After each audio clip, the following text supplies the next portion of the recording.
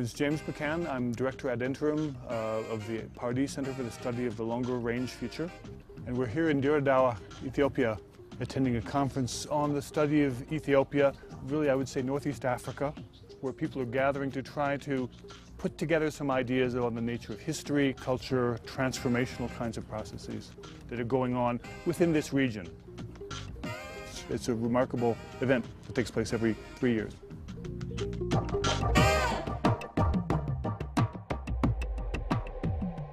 This 18th conference on the Ethiopian studies is a key point in drawing together people from Europe, from North America, from the Horn of Africa, to talk about trends in economics, trends in culture, trends in intellectual property, many things that will begin to set the terms under which this part of the world interacts globally.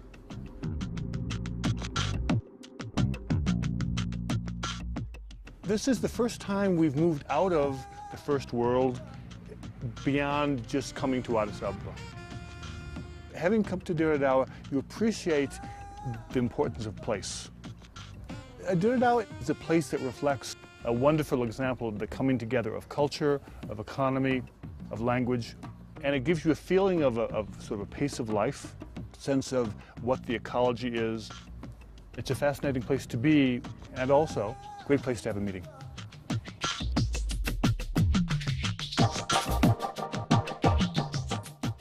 In terms of the Pardee Roundtable that we've introduced this year, the most exciting thing is that it engages individuals who represent different perspectives on this part of the world.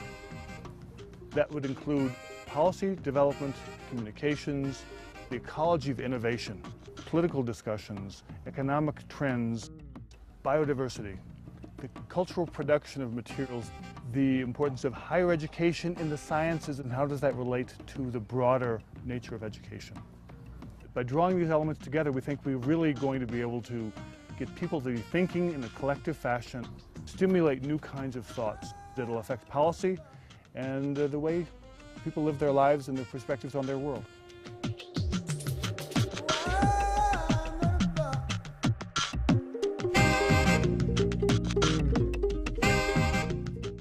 I'm Xavier Marshall. I'm the European Union Ambassador to Ethiopia. I've been in Ethiopia for 2 years, and I'm starting to understand the Ethiopian mind, which is not an easy thing to start with. But when you discover it, I think it's fascinating.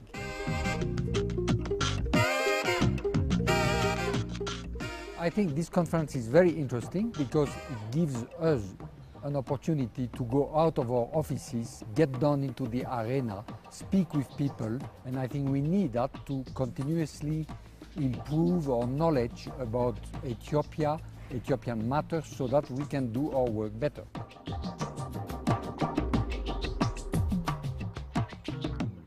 My presentation at the roundtable is about the conservation issue in Ethiopia and how those assets can really play a role into the development process.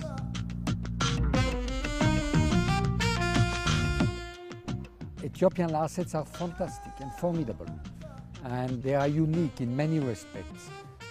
But many of those endemic plants or animals are threatened right now because of the challenge of the population, the challenge of development.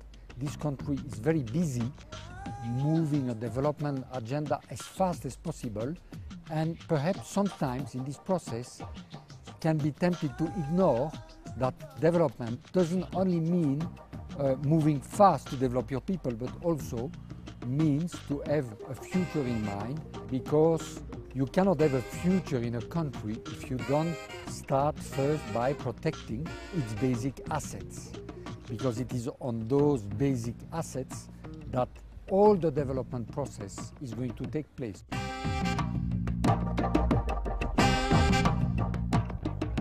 The essence of my presentation is to project and to demonstrate that it is in the interest of Ethiopia to integrate better and fully its biodiversity assets and its landscapes and its environment into the socio-economic development process.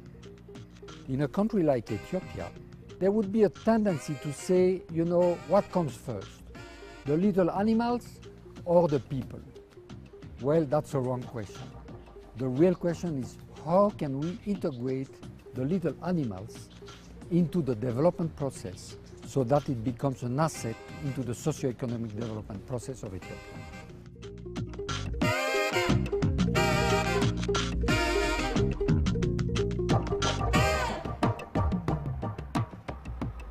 My name is Stefan Brune. I'm a professor at the University of Hamburg right now. And I've been living the last 4 years in Djibouti, working with the Intergovernmental Authority on Development.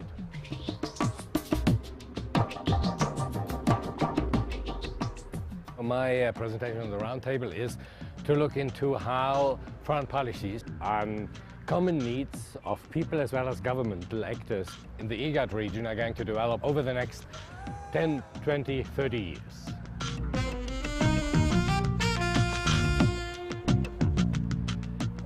One observation I have is when it comes to the conflicts in the region, people and governments are not very outspoken about the conflicts.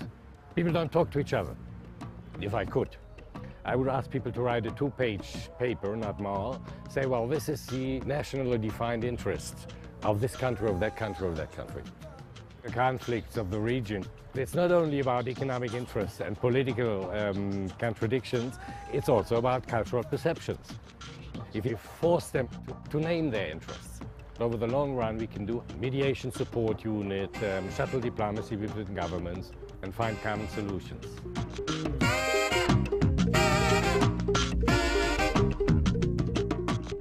I'm excited to be here at this conference because the simple fact that we have a kind of public place and that people are given the possibility maybe even to oppose each other is already a kind of progress. If I look back into the European history of enlightenment, you organize also public spheres where you can oppose each other peacefully. And then look, of course, into the possibility of, you know, creating a kind of peaceful environment within the coming decades.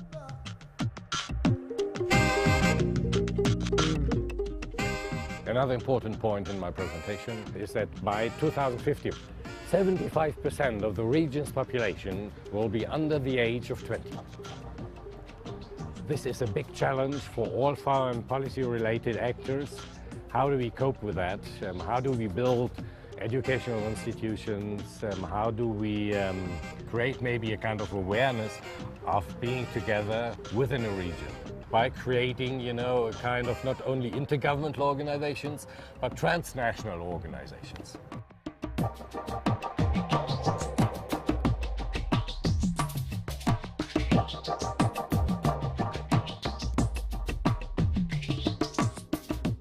My name is Heran Serak Abrahan. I am a former postdoctoral fellow at the Pardee Center at Boston University. I studied African history, but currently I'm doing research on intellectual property issues as it relates to African culture production.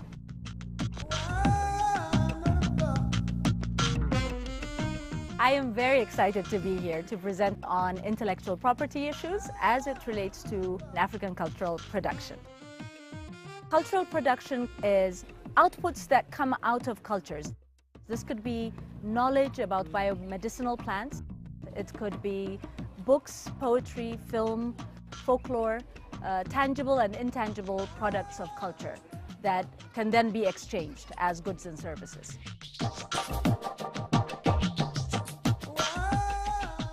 The existing intellectual property laws do not protect what we consider to be African indigenous knowledge.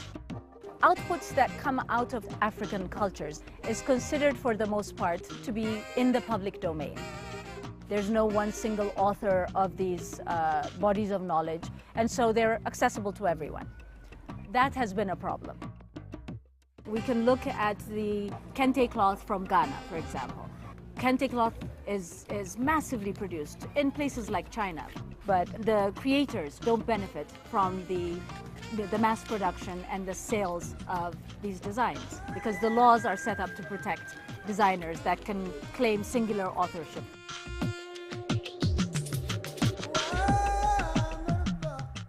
The copyright issue in Africa is a very complicated one because there are areas in which it has been extremely beneficial.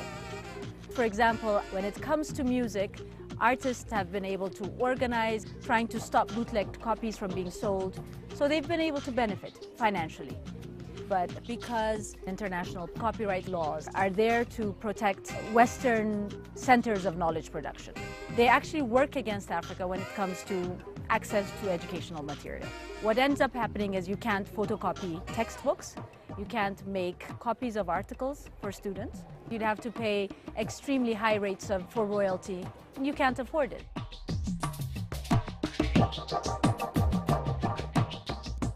One of the discussions that I'm hoping we can spark at this roundtable is a discussion about transmission of culture, preservation of culture, in a way that is meaningful and relevant and sustainable over time. Creativity doesn't happen in a vacuum. People engage with past creative artistic productions to create new things. The question then becomes, how do we create critical dialogue with past works? This is very important because, in the end, preservation really is about human development. Transmitting to the next generation is a very important thing.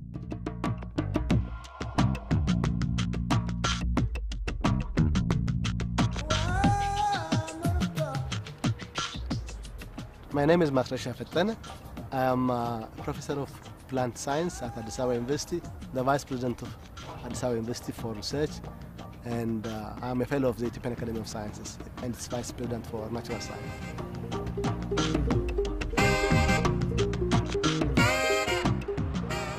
My topic of the roundtable is improving the quality of science education in our schools, both at the high school and tertiary level in Ethiopia and in Africa in general.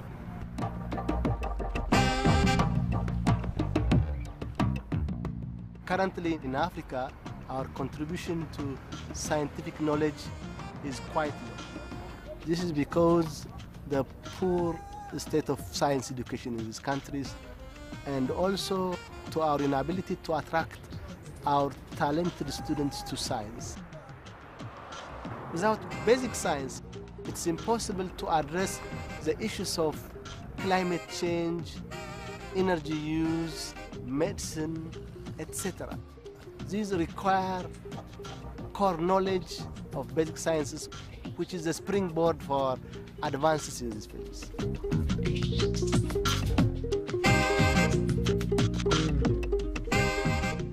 As important as the subject is, there has never been a forum to discuss how to raise a culture of science in society.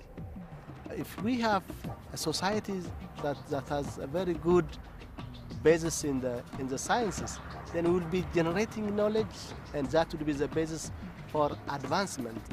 So it's very critical.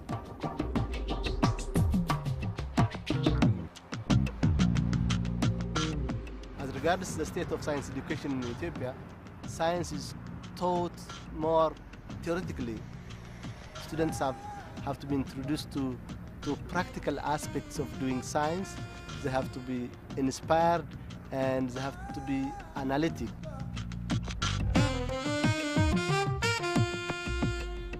When one talks about research and science advancement in the 21st century, this is related to sociology, political science, intellectual property rights, etc. To have an interdisciplinary roundtable and the chance to interface with the audience offers a rare opportunity to discuss about improving the quality of education from the perspectives of these different disciplines.